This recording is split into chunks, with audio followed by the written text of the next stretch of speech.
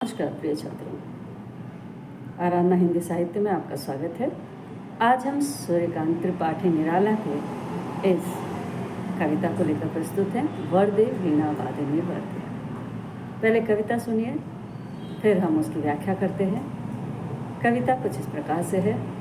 वीणा वादिनी वरदे, वरदे वीणा वादिनी वरदे, प्रिय स्वतंत्र रव, अमृत मंत्र नव भारत में भर दे, काट अंध ऊर के बंधन स्तर, बहा जननी ज्योतिर्मय निर्झर, कलुष भेद तम हर प्रकाश भर, जगमग जग कर दे, नवगति नवलय ताल छंद नव, नवल कंठ नव, जलद मंद्र रव, नव नव के नव विहग वृंद को, नव पर नव स्वर दे, वरदे वीणा वादनी वरदे। तो ये जो कविता है, वरदे, वंदना करते हैं निराला। क्या? सरस्वती माता की वंदना कर रहे हैं इन पंक्तियों में। और सरस्वती माँ से समस्त मानव समुदाय हेतु क्या कर रहे हैं? प्रार्थना कर रहे हैं कि उनको ज्ञान और स्वाधीनता की याचना वो कर रहे हैं। क्या है? सरस्वती माता। वीणा वादिनी, वीणा बजाने वाले अर्थात सरस्वती को कहा गया है। अर्थ जान ले पहले। वर दे यानी वरदान दे। वरदे का मतलब होता है कि आप वरदान दे, वरदान, वरदान। ठीक है। वीणा वादिनी यानी सरस्वती, वरदे यानी वरदान, रव यानी स्वर। रव का मतलब होता है प्रिय स्वतंत्र रव। रव का अर्थ होता है कि स्वर, स्वर। ठीक है। और क्या है? उसके नीचे है कि ज्योतिर्मय यानी प्रकाश में। ज्योतिर्मय, ज्योतिर्मय का अर्थ होता है ज्योतिर्मय निर्झर यानी कि प्रकाशवान, ज्ञान स्वरूप, प्रकाशवान, है ना। उसका अर्थ होता है प्रकाशवान। ज्योतिर्मय का होता है प्रकाशवान। अमृत तो अमृत है, मंत्र मंत्र है ना। वो तो एकदम आसान सा मीनिंग है। तो देखिए कि इस कविता में क्या कह रहे हैं कि हे माँ, सरस्वती से वंदना कर रहे हैं कि तुम क्या दो? ज्ञान और कला के प्रकाशवान झरने प्रभावित कर, झरने की तरह उसके अंदर बहो, जिनसे हमारे अज्ञानी हृदयों के समस्त बंधन जो हैं वो नष्ट हो जाएं। काट अंध ऊर के बंधन स्तर, यानी काट दो उनके जीवन के पाप, उसके अंधकारों को नष्ट करके ज्ञान और कला से हमारे हृदय को क्या करो? प्रकाशवान कर दो। हमारे समस्त जीवन में ज्ञान की जो उज्ज्वलता का संचार कर दो, ऐसा कवि निराला का इन पंक्तियों में कहने का तात्पर्य है।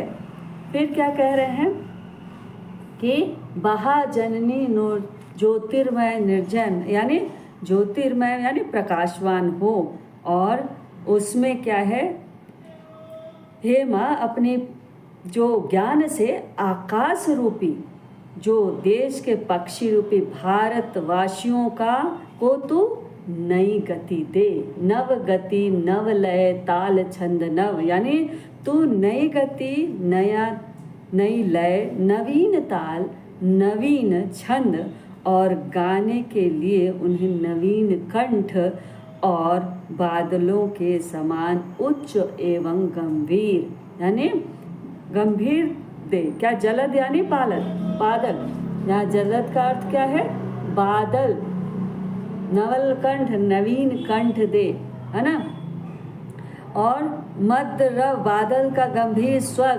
बिहग आप जानते हैं, बिहग का अर्थ होता है पक्षी। बिहग यानी पक्षी होता है, पक्षियों का वृंद यानी झुंड, है ना। वृंद। पर यानी पंख, है ना। नव पर यानी नए पंख दो उनके पास। और आगे है कि वृंद यानी समूह। तो हम क्या देख पाते हैं कि नवगति, कहते हैं, हे माँ, अपने ज्ञान से आकाश रूपी देश के जो पक्षी रूपी भारतवासियों को तू नई गति दे, नई लय दे, नवीन ताल दे, नवीन छंद और गाने के लिए उन्हें नवीन कंठ और बादलों के समान उच्च एवं गंभीर स्वर प्रदान कर।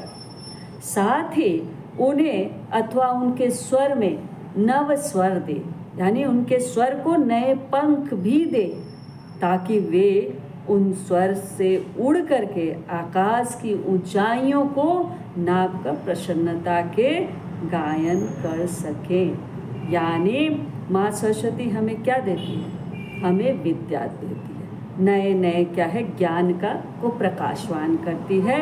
तो सामुदायिक मंगल की भावना को यहाँ अभिव्यक्ति मिली है कि समस्त भारतवासियों के मानव समाज के कल्याण हेतु, समुदाय हेतु क्या है, और ज्ञान का एवं स्वाधीनता की याचना करते हुए कवि निराला यहाँ इस कविता में अभिव्यक्त किए हैं। राष्ट्रीय भावना की अभिव्यक्ति है इस कविता में, और साथ ही साथ कवि क्या कर रहे हैं? भारतवासियों में स्वतंत्रता के प्रति क्या है, आकर्षण उत्पन्न करना चाहते हैं। अंध ऊर कलुष भेद में क्या है? अंध ऊर और कलुष भेद में रूपक अलंकार है। जगमग मग में यमक और नव नव के विहंग वृद्ध में क्या है?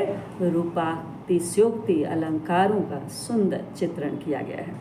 भाषा क्या है इसकी? संस्कृत निष्ठ क्या है? खड़ी बोली का प्रयोग किया गया है, इसकी विशेषता रही है। तो ये हुए क्या है, निराला की कविता के वरदे वीणा वादिनी वरदे कविता की व्याख्या।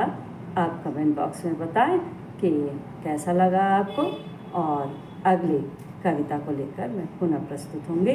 तब तक के लिए धन्यवाद। राम राम जी।